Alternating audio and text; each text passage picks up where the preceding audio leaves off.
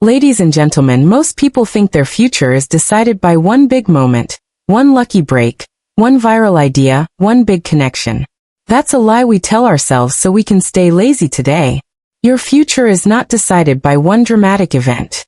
It's decided by boring, tiny daily choices you make when nobody is watching, especially the ones you think don't matter. Think about this. Two people wake up in the same city, same phone, same internet, same 24 hours, 10 years later. One is living a life they once dreamed about and the other is still saying, "I'm just waiting for the right time." What changed? Not talent, not luck. Daily choices. Today I'll walk you through 6 of them. 6 simple decisions you make every single day that quietly vote for the future version of you. You don't need to get all 6 right today. You just need to notice them. Let's start with the first one because if you get this wrong, nothing else works. The first daily choice is this.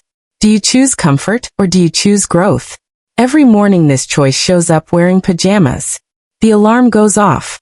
Your brain immediately negotiates like a lawyer. 5 more minutes. I'll start tomorrow. I worked hard yesterday. I deserve rest. Comfort is very convincing. Comfort sounds reasonable. Comfort feels smart. But comfort has a hidden price tag, and it charges interest every year. I once met a young employee who told me, "I want to be successful but I don't like pressure." I smiled and said, "Then you don't want success. You want a vacation. Look at how people actually live." After work, one person collapses onto the couch, scrolling, watching other people live. The other opens a laptop, reads, learns, builds something small, not for hours, sometimes just 30 years later, people called him disciplined. No. He just chose discomfort daily. When Elon Musk was building his early companies, he slept in offices, worked weekends, and learned engineering concepts he didn't need to learn, but chose to. Later, people called him lucky. And here's the funny part. People say they're too busy to grow, but somehow they're never too busy to binge a Netflix show, scroll for an hour, or complain about life. Let me make this very practical. Growth doesn't mean suffering. It means choosing slightly harder over slightly easier. Instead of watching another Netflix episode, you watch one video that teaches you a skill. Instead of gossiping, you ask one smart question. Instead of avoiding the task, you started badly. Ask yourself this question every day, especially when you're tired. Is this helping me grow or just helping me avoid? One choice every day, comfort or growth. Make the wrong choice once, nothing happens. Make it daily, everything happens. If you keep choosing comfort today, one day you'll wake up and realize your life became very comfortable and very small. This is only the first choice, and tomorrow morning when that alarm rings, you'll be voting again. The second daily choice is quieter but more dangerous than the first. Every day you choose who you blame. Most people don't notice they're making this choice. It happens automatically, almost like breathing. When something goes wrong, the brain looks for comfort again. And blame is very comfortable. My boss doesn't appreciate me. The system is unfair. I didn't have the right background. The economy is bad. The algorithm hates me. All of these might be true. And that's exactly why they're so dangerous. Because the moment you blame something outside yourself, you give away control. And whatever you give control to, controls your future. The world does not reward fairness. It rewards responsibility. The moment you say, "This is my fault," even when it's not fully true, something powerful happens. Your brain stops complaining and starts searching for solutions. Let me make this real. 2 people lose their job. The first one says, "My company was toxic. My manager was terrible. I was unlucky." The second one says, "Okay, what skill do I lack? What can I learn? How do I make sure this never happens again?" Same event, different future. One stays stuck telling a good story. The other becomes dangerous. Look at famous examples. When Jeff Bezos failed with early experiments, he didn't say, "People don't get my idea." He said, "I don't understand customers well enough yet." That sentence built Amazon. When Michael Jordan lost playoff games early in his career, he didn't blame teammates or referees. He blamed his preparation. That's why he came back obsessed and unbeatable. Blame feels fair. Ownership feels unfair, but unfair ownership is how power is built. And here's the funny thing. The moment you stop blaming, people around you change. Opportunities appear faster. Mentors respect you more. Even luck seems to increase. Why? Because responsible people are safe to invest in. Nobody wants to give opportunities to someone who explains why it won't work. Now listen carefully. This is important. Taking responsibility does not mean hating yourself. It means trusting yourself. It means saying, if this is my problem, then I can fix you to be right. It's begging you to be responsible. Now listen closely, because this third choice is where most people quietly destroy their future without realizing it. Every day you choose what you pay attention to. Attention is your real currency, not money, not time. Attention. You can always make more money. You can never get back wasted attention. Yet people spend it like it's worthless. They wake up and immediately check their phone.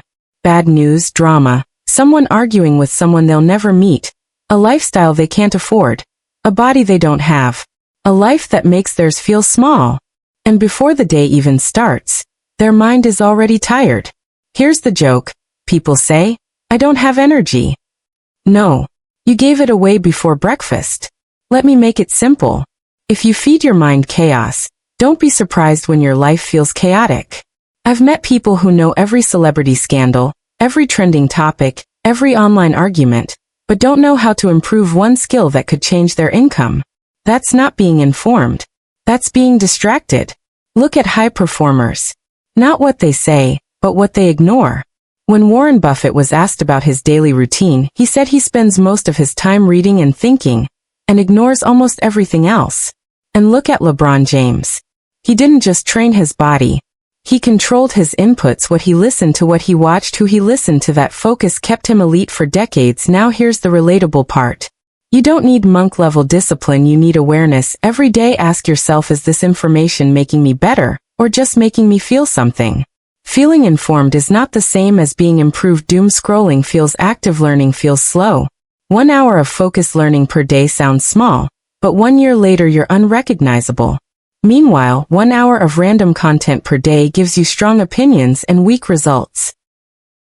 Choose your inputs or they will choose you. Your phone is not the enemy, unfiltered attention is.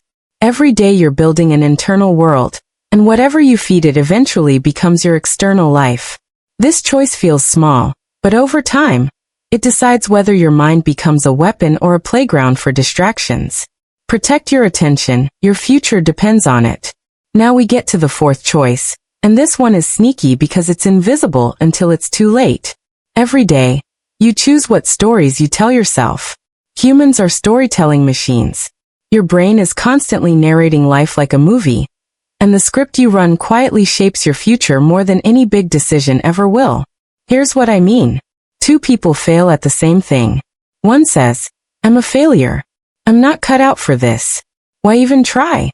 The other says, this is feedback. I can learn. I'll adjust and try again. Same event, different story, completely different future. Most people never move forward because their inner narrator is their biggest enemy. I'm too old. I'm too young. People like me don't succeed. I'll start tomorrow. And the funny part, they believe it, they act it, then they look around years later and wonder why nothing changed. Look at real examples. When Thomas Edison failed thousands of times trying to create the light bulb, he didn't tell himself, I'm a failure. His story was, I've discovered another way that doesn't work. That story kept him going long enough to change the world. When Michael Jordan was cut from his high school varsity team, his story wasn't, I'm not talented. It was, I'll outwork everyone. That story built obsession. Obsession built greatness. And look at J.K. Rowling, rejected by publishers, broke, single parent. Her story wasn't, this proves I'm finished. It was, this story deserves to exist. That belief created Harry Potter. Most people's stories are borrowed. Borrowed from parents. Borrowed from teachers. Borrowed from culture. Borrowed from social media. And borrowed stories are usually small, fearful, and limiting. If you want a different future, you must write your own story. Every morning, there is a quiet voice in your head explaining who you are and what's possible. Ask yourself, is this story lifting me or chaining me? The great ones, creators, leaders, innovators, don't wait for life to give them a better story. They decide on one. And yes, people say this sounds soft. Change your story. They laugh. I need money. I need results. But results always follow story. If your story says, I'll never make it, you avoid risk, sabotage yourself and quit early. If your story says, I can figure this out, you experiment, adapt and persist. So today, notice the script playing in your head. And if it's not helping you, rewrite it. Slowly, deliberately, one line at a time. Because your life isn't just happening to you. It's being narrated by you. And you're holding the pen. Alright, let's dive into the fifth daily choice. And this one is a total game changer. Because it's almost invisible, yet it controls your results more than most people realize. Every day you choose whether you make promises to yourself and keep them. Sounds simple, right? But notice how many people treat their own word like it doesn't matter. I'll start tomorrow. I'll eat healthy next week. I'll work on my project later. And later never comes. Every time you break a promise to yourself, your confidence takes a tiny hit. You don't notice it, but it adds up.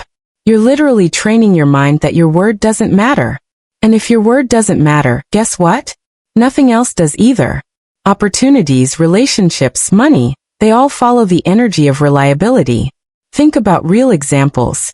When Elon Musk was building his company, he made brutal promises to himself to work when it was uncomfortable, when he was exhausted, when failure was staring him in the face, and he kept them day after day.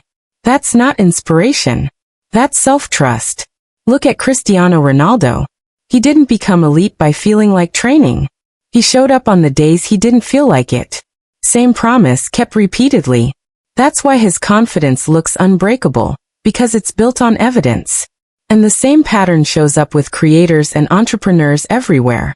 The most successful ones aren't just talented, they have an invisible backbone. They keep their word to themselves, even in tiny things. And that's where this starts. It can be ridiculously small. You say, I'll wake up at 6 a.m. And you do.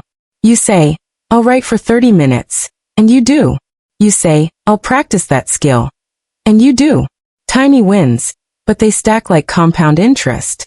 1 week, 1 month, 1 year. Suddenly, you're a completely different person. Not because of luck, not because of motivation, because you became someone who trusts themselves. Here's the kicker. Most people treat their word to themselves like it's optional. They wouldn't break a promise to their boss. They wouldn't break a promise to a client. But they break promises to themselves daily and wonder why they feel weak. The moment you treat your word like a contract, everything changes. You take bigger risks because you know you'll follow through. You move faster because you don't debate yourself. And others start trusting you too. Don't underestimate the power of tiny promises. They are the quiet decisions that separate people who dream from people who actually achieve. So today, ask yourself one simple question. What promise can I make to myself right now and actually keep? Make it small, make it boring, make it undeniable, because your future self isn't waiting for your talent or your ideas. Your future self is waiting for you to be reliable to yourself first before anyone else. Now we reach the sixth daily choice, and this one decides whether everything you've heard so far actually changes your life or just becomes another video you liked and forgot. Every day you choose whether you show up consistently or only when you feel like it. This is where most people quietly fail. Not because they don't understand, not because they lack ideas, but because they confuse motivation with identity. They say, I'll do it when I feel motivated. I'll be consistent when life calms down. I'll go all in when I'm ready. Here's the uncomfortable truth. Winners don't show up because they feel like it. They show up because that's who they are. Consistency is not an action. It's an identity. You don't brush your teeth because you're motivated. You do it because that's who you are. That's how powerful this choice is. Most people try to add discipline to their life. They should be becoming disciplined people. Let me show you what this looks like in real life. When Stephen King was building his career, he didn't wait for inspiration. He wrote every single day. Good days, bad days, tired days. Some days were terrible. He still wrote. That's why he has hundreds of millions of readers, not because every page was perfect, but because the habit was non-negotiable. When Jerry Seinfeld was building his career, he used one simple rule: write jokes every single day. Good days, bad days, no inspiration, just consistency. That's how ordinary effort turned into extraordinary mastery. Now bring this back to your life. The reason consistency feels hard is because you're negotiating with yourself every day. Should I do it? Maybe later. Not today. That debate is exhausting. The moment you stop debating and start identifying, the energy shifts. You don't ask, I'm the kind of person who works on their skill. End of discussion. This is where all 6 choices come together. You choose growth over comfort. You choose ownership over blame. You protect your attention. You control your inner story. You keep your promises. And now, you show up no matter what. Not perfectly, not loudly, just consistently. So ask yourself this tonight. What is one thing I will do every day no matter what? Because that's who I am now. Choose one. Protect it. Repeat it. Because the people who change their life are not the most motivated. They are the ones who decided who they are, and then proved it to themselves every single day. That's the final choice. And tomorrow you'll choose again. Thank you for listening. And don't forget to like and subscribe, my friends.